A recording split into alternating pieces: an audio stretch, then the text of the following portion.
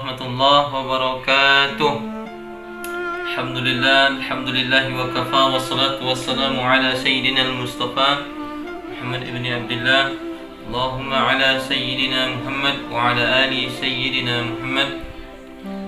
Amma ba', puji syukur kita panjatkan kehadiran Allah Subhanahu wa taala yang telah begitu banyak memberikan kita nikmat. Di antaranya adalah nikmat iman dan nikmat Islam. Sehingga dengan kedua nikmat ini kita menjadi hamba-hamba abdan syakura, hamba-hamba yang selalu senantiasa untuk bersyukur kepada Allah Subhanahu wa taala.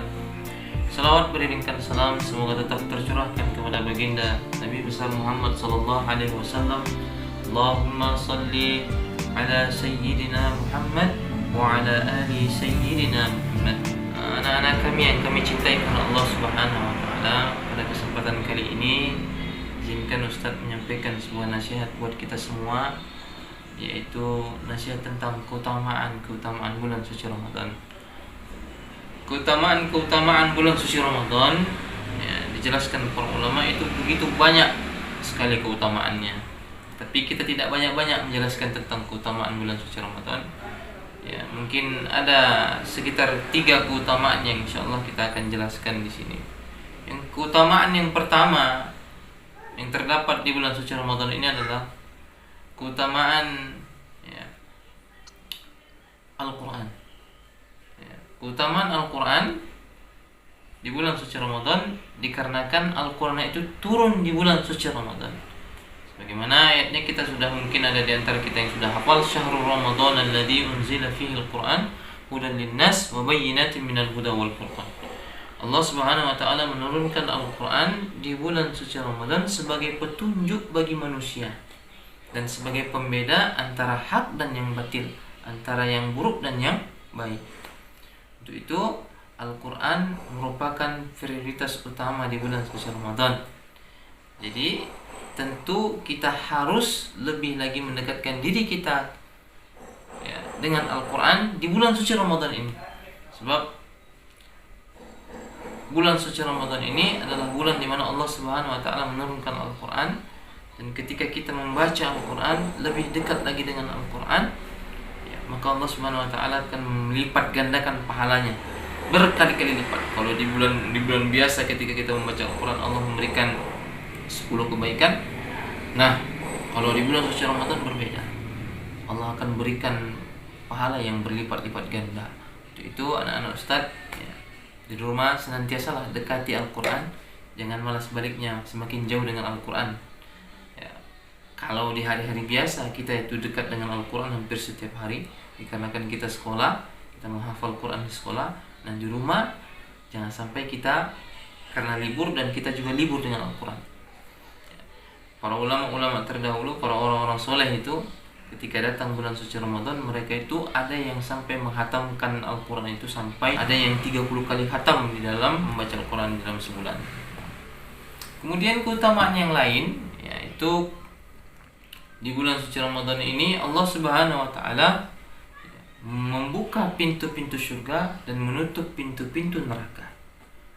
Futihat abwabul jannah wa ghulliqat abwabun nar wa suffidatis syayatin. Dan juga Allah Subhanahu wa taala membelenggu para syaitan-syaitan. Artinya pintu-pintu surga itu Allah Subhanahu wa taala buka dan pintu-pintu neraka itu Allah tutup dan syaitan-syaitan itu Allah belenggu. Maksudnya dari hadis ini adalah di bulan suci Ramadan ini Allah Subhanahu wa taala, ya, mempersilahkan kita untuk memperbanyak amal-amalan, ya, amalan-amalan yang kalau Allah Subhanahu wa taala akan melipat gandakan pahalanya, sehingga pintu surga itu nampak jelas di depan mata kita. Karena pahala yang kita terima itu begitu banyak. Ketika amalan-amalan itu lebih dominan kita lakukan, maka pahala-pahala kita itu akan berlipat ganda Allah berikan, dan tentu kemaksiatan-kemaksiatan itu akan jauh daripada kita. Adapun setan yang Allah belenggu, maksudnya setan itu nggak mampu menggoda kita. Dia tetap menggoda, tapi tak mampu menggoda kita dikarenakan pahala yang begitu dahsyat Allah berikan kepada kita. Nilai pahala. Jadi semakin banyak pahala yang Allah berikan kepada kita, maka setan itu akan semakin sukar untuk menggoda kita. Semakin tak mampu dia menggoda kita. Jadi kalau ada orang yang masih juga melakukan hal-hal yang buruk di bulan suci Ramadan ini, melakukan maksiat kepada Allah, mulutnya sering berkata-kata kotor, berarti bukan setan yang salah, tapi dianya yang salah. Kemudian keutamaan yang lain, ya, di bulan suci Ramadan ini ada satu malam yang malam itu lebih baik daripada 1000 bulan. Ayatnya kita hafal semua. Ya.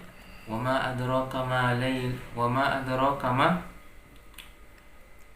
Lailatul Qadar. Lailatul Qadar khairum min alfi syahr. Tahukah engkau apa? Tahukah engkau malam 1000 bulan itu?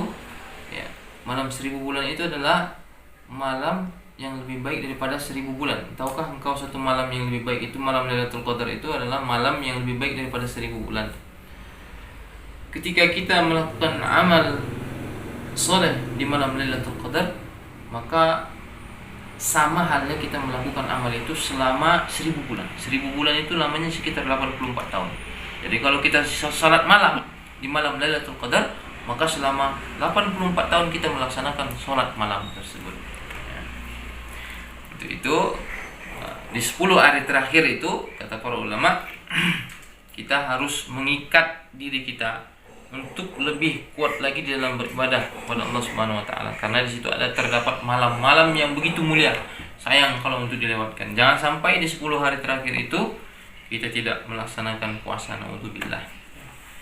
Mungkin itu saja mungkin anak-anak Ustadz yang Ustadz cintai karena Allah Subhanahu wa taala. Banyak sekali keutamaan-keutamaan.